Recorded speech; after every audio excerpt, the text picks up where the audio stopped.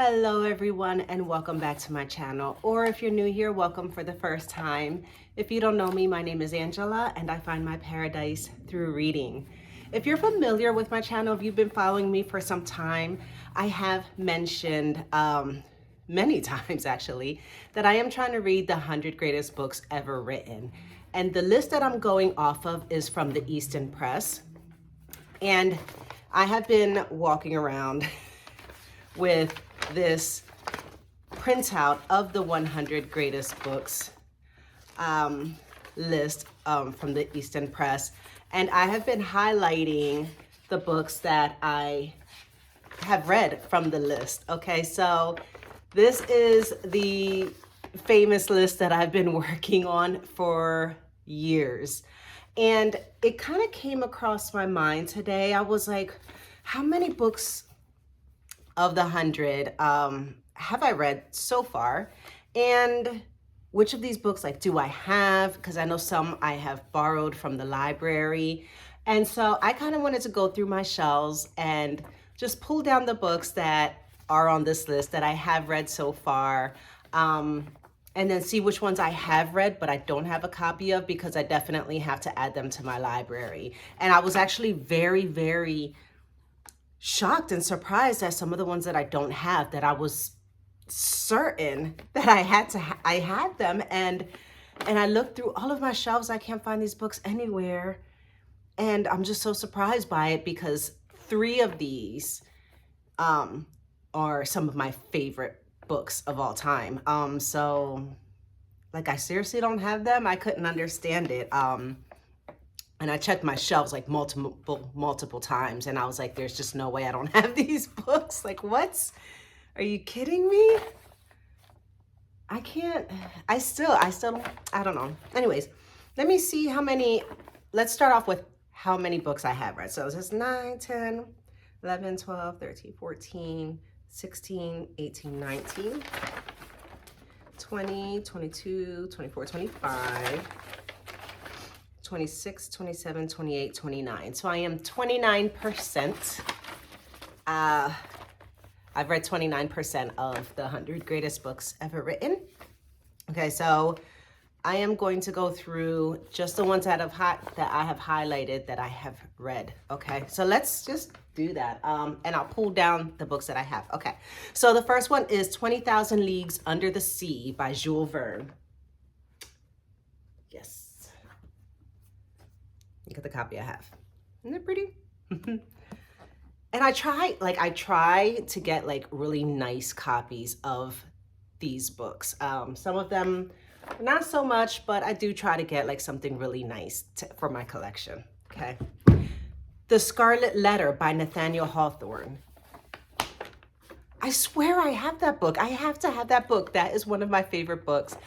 I loved that book. And I remember it was black and it had a very beautiful, intricate red A on the cover, and it was metallic kind of looking, I swear. And I can't imagine that I borrowed that from the library. There's just no way. Anyways, so that's a book that I read that I apparently don't have, The Scarlet Letter by Nathaniel Hawthorne. Okay. Dr. Jekyll and Mr. Hyde by Robert Louis Stevenson. Not a cool copy. Walden by Henry David Thoreau. This is in my top 5. Gulliver's Travels by Jonathan Swift. Beautiful. Moby Dick by Herman Melville. I am just so proud of these books and how pretty they are. I love my collection. A Farewell to Arms by Ernest Hemingway.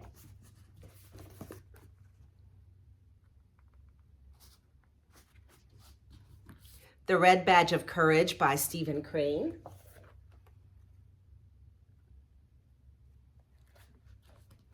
The Jungle Books by Rudyard Kipling.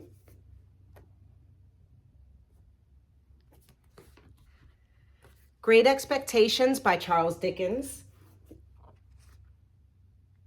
I definitely have to get another copy of this. I do not like this copy. Okay. Treasure Island by Robert Louis Stevenson.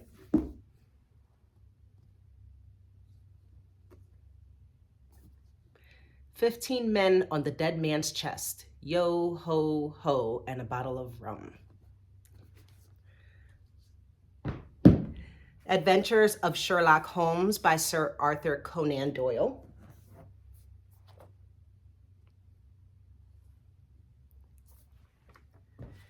Collected Poems by Robert Frost. I can tell you right now, this is my least favorite of all of these books that I have read. Didn't get it. This was not my jam. Was not my jammy jam. So, sorry, Robert Frost. Okay. Animal Farm by George Orwell. I do not have a copy of that. Of Mice and Men by John Steinbeck. I'm going to tell you right now, this is like in my top 5 of all time. And I did a video of this. Like, this is like the most perfect book I have ever read in my life. It is so short. It packs such a big punch. It had me laughing. It had me crying. It had me on a roll. It was so perfect. Not a word was wasted. It was glorious. Glorious. And I'm just like not even sure. I almost feel like I want to get a really nice, maybe like a leather bound copy of this or something, like a very nice collector's edition. But at the same time, like, I don't know, like maybe now I have like this attachment to this book itself because this copy was the first time I read it and it just blew me out of the water. So I don't know. I'm on the fence about it, but gosh darn, that was amazing. Oh my gosh, where was I? Of Mice and Men. Okay, Pride and Prejudice by Jane Austen. This is like a couple of Jane Austen's novels in this. We have Sense and Sensibility, Pride and Prejudice, Emma, and Northanger Abbey. So. Oh, what else do we have here? Okay, Pride and Prejudice. Ooh, Les Miserables. God. Okay, like, hello. Hello. Bonjour, monsieur. Quel grand livre. No, this thing is ginormous and 90% of it could have just wasn't necessary to the story, I think. So this was tough. The story itself was awesome, but all the fluff, all the background, all the history, all the tangents, all the lectures, nope, could have done without it. So I do want to get another copy, but an abridged version, because I do want to read the story again without all that extra stuff. So that was Les Miserables by Victor Hugo. Oh my God, The Count of Monte Cristo. All right. Y'all know. Oh my God. Is this my #1 book? I don't know. You know what? Like, because I feel like my #1 book is still The City of Dreaming Books. And like, I feel like this is a close second or maybe equal. I don't know. I'm on the fence about which is my #1 now. Because Walden by Henry David Thoreau, that was my #1 book for years and years and years. And it got dethroned by The City of Dreaming Books. And then I read this bad boy and I'm like, hold up. I don't know. Oh my God. I don't know.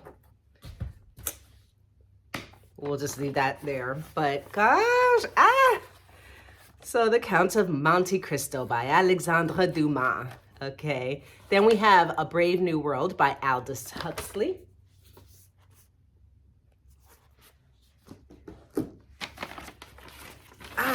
Next page, Romeo and Juliet by William Shakespeare. I do not have a copy of that. That was a surprise to me.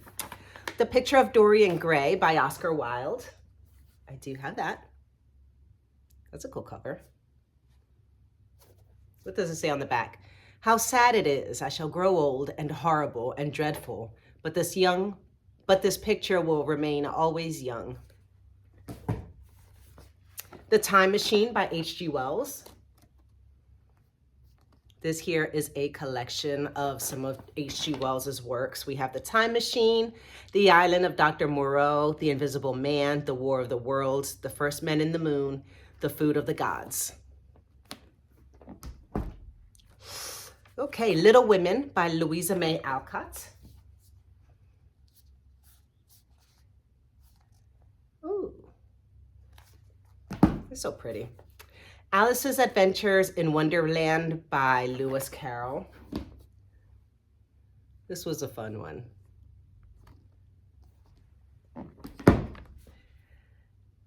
Dracula by Bram Stoker. Can you believe I don't have that one? I can't believe it. And I know I've read that one multiple times. That story is so good. And it is, Bram Stoker's Dracula. You gotta be freaking kidding me. I do not have a copy of that. How? I do not know. I don't even know how that's possible. I don't know. I have some elves like breaking into my house and stealing some of the greatest books because I have no words or explanation for how I don't have a copy of that. Yet I've read it multiple times. Oh, Crime and Punishment by Fyodor Dostoevsky. I tell you what, this was another surprise. This was a crazy surprise, especially being that I tried to read it once. The first time I tried to read it, I just couldn't finish. I couldn't get through it because it had me feeling so gross and slimy. I felt it was so dark and dreadful and gross, and the main character just gave me the heebie-jeebies, and I'm like, ugh, I hated it so much. But I finally picked it up again last year. I was like, okay, it is on the 100 greatest books ever written list, and whether I like it or not, I will read the whole thing, and then I can cross it off my list, right? Like, that's one thing on my list. These are not DNFable. DNFable, okay? Whether I like it or not, like Robert Frost poems, I read them all and I hated it, but I got through it, you know, because you don't know until you go through the whole thing sometimes. Anyways, but I picked this up again. I started it from scratch and I was obsessed. Loved it. This is like in my top 10. Top 10. This is crazy. I would love to read this again. I wish I could read this again for the first time. It was crazy. What a wow, that one. Okay, then we have Grimm's Fairy Tales by Jacob and Wilhelm Grimm. And I do have the collection here. Look at that. Rapunzel. So this has a lot of stories in this one. Okay, then we have The Adventures of Huckleberry Finn by Mark Twain. Okay, and we have that in this collection. This one we have The Adventures of Tom Sawyer, The Prince and the Pauper, Adventures of Huckleberry Finn, A Connecticut Yankee in King Arthur's Court, and The Tragedy of Pudd'nhead Wilson. Okay, I think I only read The Adventures of Tom Sawyer and The Adventures of Huckleberry Finn. So all the other ones in this collection I have not read yet. I will at some point. Okay, and the last book that I have highlighted that I've read is Frankenstein by Mary Shelley. And would you believe, I know I can't believe, I do not have a copy of Mary Shelley's Frankenstein, and that is one of my favorite books. Love it. Love that book. And that's another one that I know I've read multiple times, and I can only think maybe it was one of the books that maybe got damaged in the basement when I had them in storage in someone's basement some years ago. Or was it when I was going through like a minimalist phase and I was like getting rid of almost anything I haven't touched in my house that, like, if I haven't touched it in a year or two, it went out. So I didn't even have knickknacks. I didn't have paintings or, decorations on my walls. I didn't have souvenirs, memorabilia. Like I pretty much went minimalist for a long time. And in that process, I did get rid of a lot of books. And like here I am, like having to rebuy all the books that I had and got rid of, or had and got destroyed. I mean, you can almost see my minimalistic ways. Like, look at this. Like, I still don't have things like on my walls. Like seriously, anyways, although I am getting like a little bit better about, decorating and putting some things around. Very cool news though. I have a contractor because like one of my dreams is to have like wall-to-wall shelves, at least in this room, and probably also like maybe in the dining room too. I don't know, but I think this would be like an amazing wall to like have like wall-to-wall shelves on. And so this wall right here, I have a contractor coming in next Saturday to start the work, and it's going to be from, let's see. Yep. So from this door frame, I can't look, trying to do this on the camera. Okay, from this door frame to this door frame, and then from the bottom all the way up to the ceiling.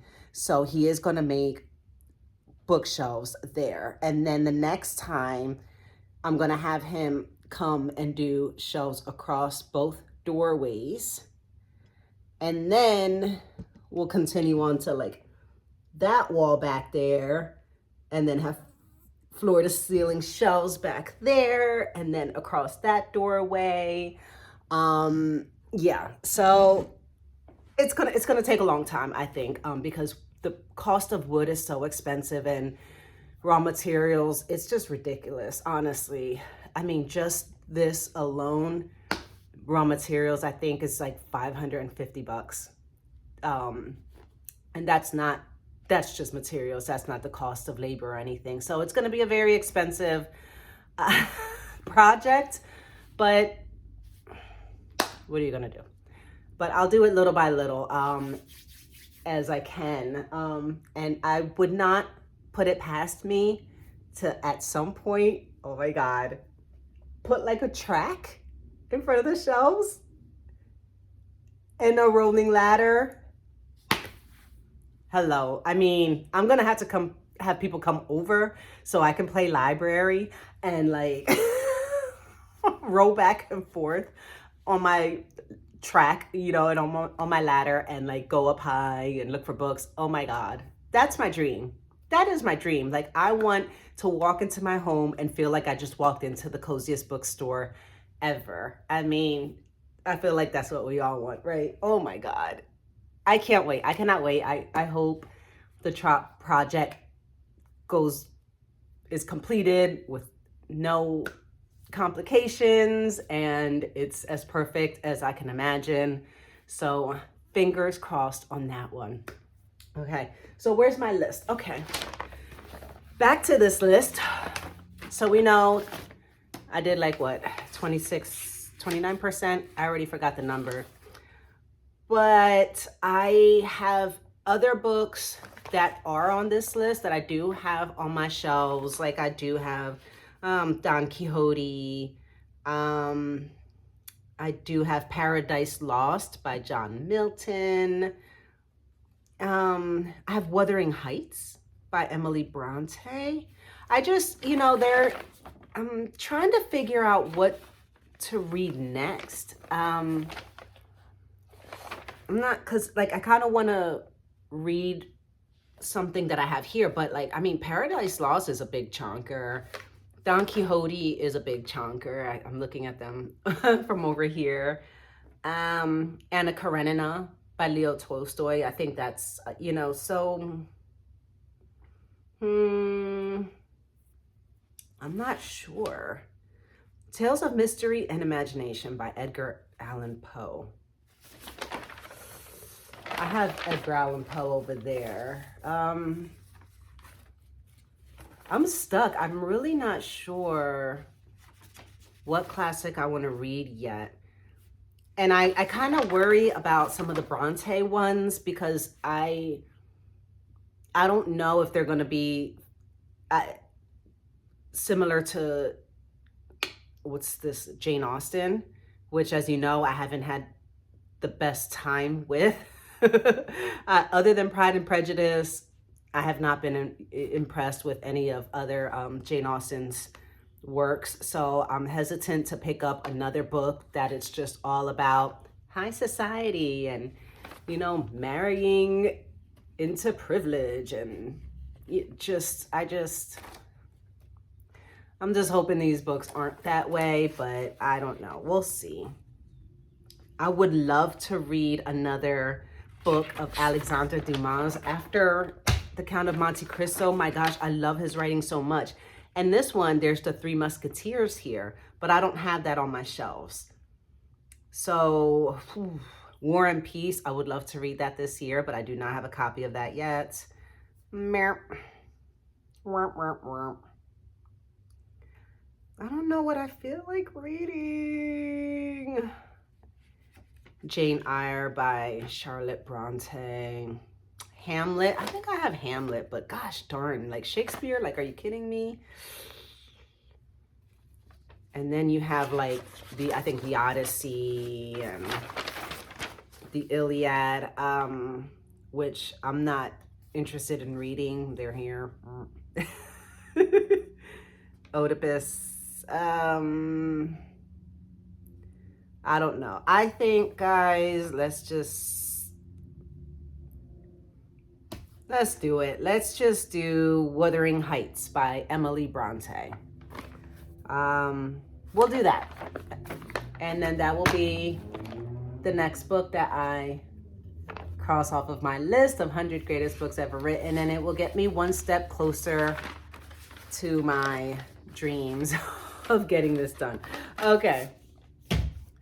Thank you so much for spending time with me and letting me share my dreams, my passions, my inspiration, my plans with you. And yeah, oh my gosh, as always, happy reading. Let me know what you're reading. Let me know if you have any recommendations. All of that, all of the book stuff. Let's talk about it. So absolutely like, subscribe, leave your comments. I would love to hear from you, and I will talk to you soon. Bye.